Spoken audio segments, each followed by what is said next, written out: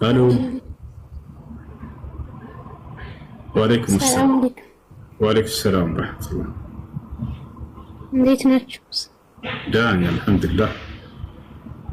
እሱኔ ጥያቄ አንድ ሙስሊም የሆነ ሰው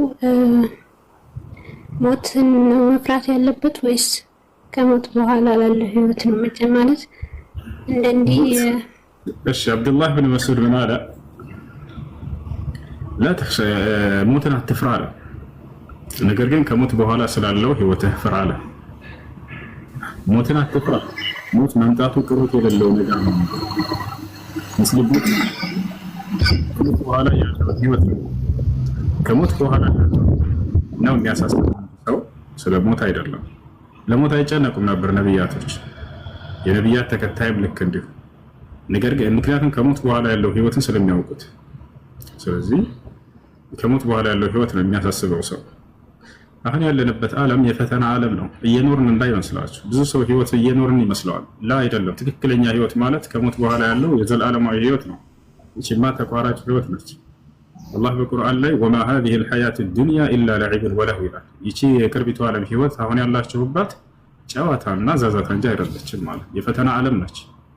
ወኢነ ዳር አልአኺረተ ለሂየ አልሐይዋን አለ። ትክክለኛ ህይወት ማለት ብሎት ግን ያ የዘላለማዊ ህይወት ያለበት ከሞት በኋላ ያለው ህይወት ነው እያለ ተናገረ። የአኺራ ህይወት ነው አለ።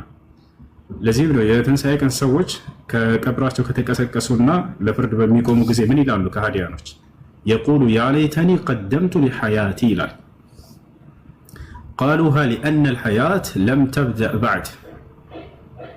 ጥፋታችን ለትክክለኛ ህይወታችን ምን አይነት ስራን ያሳለፍ ነው ብለው ይጸጸታሉ ማለት አያቸው አይደለ? ከሃዲያኖች የዛኔ ገና ህይወትን የሚጀምሩት የዛኔ እንደሆነ ያውቁታል። አሁን ያሉበት ዓለምስ የፈተና ዓለም ነው። ገብታችኋል አይደል?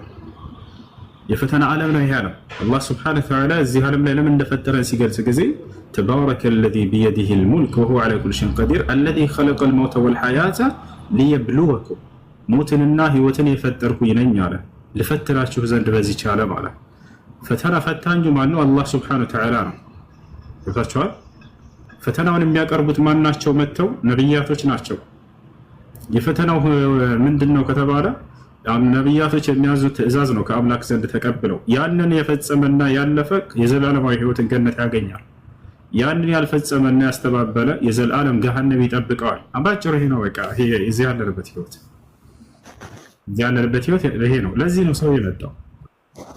አምላክም እነዚህን ፈታኞች በየጊዜው እያስነሳ ከአደም ትውልዶች ላከ። እነ ኑህ እነ ኢብራሂም